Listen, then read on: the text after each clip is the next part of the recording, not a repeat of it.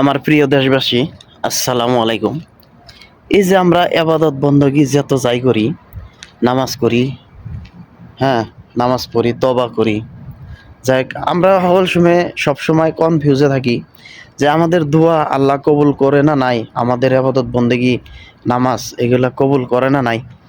তে এই ভিডিওতে এই মুরব্বী কি কয় আপনারা হইনা যান। ভিডিওটা ছোট্ট একটা ভিডিও, হইনা আপনারা একটা কমেন্টে জানাইন আমরা আসলে কোন ধরনের কি ইবাদত করি আমরা নিজেই বুঝি না।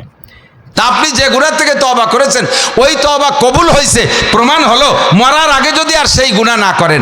আপনি ইবাদত করবেন, ইবাদতের একটা প্রতিদান আছে। প্রত্যেক ইবাদতের সময় নাই বলতে পারলাম না, প্রত্যেক ইবাদতের প্রতিদান আছে। দুনিয়ার দিক দিয়েও দুনিয়ার প্রতিদান আছে। আপনার এই ইবাদত কবুল হয়েছে তার প্রমাণ হলো যদি আপনি এই প্রতিদান পান। ইবাদত কবুলের আরেকটা আলামত হলো যে ইবাদত নিয়মতান্ত্রিক ফরজ ওয়াজিব সুন্নাত, এই ইবাদতগুলো একবার করার পরে পুনরায় যদি আরেকবার করার সুযোগ পান তাহলে বুঝবেন যে আগেরটা কবুল হয়েছে। আপনি হজ করে আসছেন, কমপক্ষে আরেকবার যদি উমরা করার সুযোগ পান তাহলে আপনার ওই আগের হজটা কবুল হয়েছে, এটা তার প্রমাণ।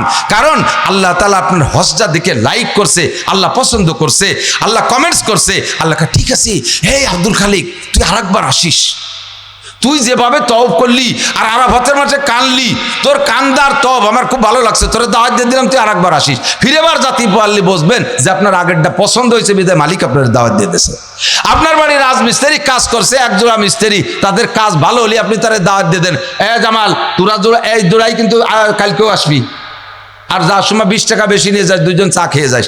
আর একজনটা 200 গাচ্ছে, দুইজন, একটা রাজমিস্ত্রি একটা হেল্পার মিলে এদিকে 100 ফিট ফল গাচ্ছে, 200 ইট গাচ্ছে, তা দুরা সাপের মতো সোজা। ওরে কি কবেন? কোনো পাশ ফিলাস না, দুয়ে পাশে দাঁত বাইরে হলো, ওরে কি কবেন? তুই যেন এই মোল্লার আটের মধ্যে তোরে না দেহি, শয়তান আর তোর বাপ রে আইনে ইট খুলিয়ে বাড়িতে সিমেন্টে নিয়ে আমার ইট সোজা দিয়ে যাবে, আর তোরে যেন কোনোদিন না দেহি।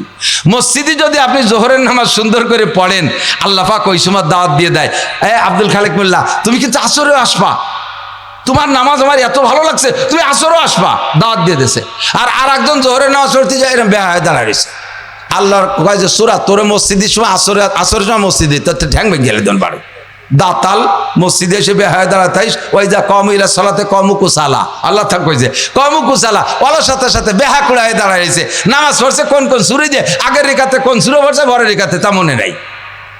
আন সালাতিহিম সাহুন, আন সালাতিহিম সাহুন, নামাজ ভুলে যায়। তোর মতো বেডঙ্গারে আল্লাহ দাওয়াত দেয় না, তুই আর মসজিদে আসবি না। যার কারণে দেখা যায় জোহরের সময় জোহর পড়ে গেছে, আসরের সময় নানান ঝামেলা বেঁধে গেছে, ভর্তি পারলো না। কেন ফেললে না? তোমার জোহরের নামাজ পছন্দ হয় নাই, আল্লাহ জানি তোমার দাওয়াত দেয়নি।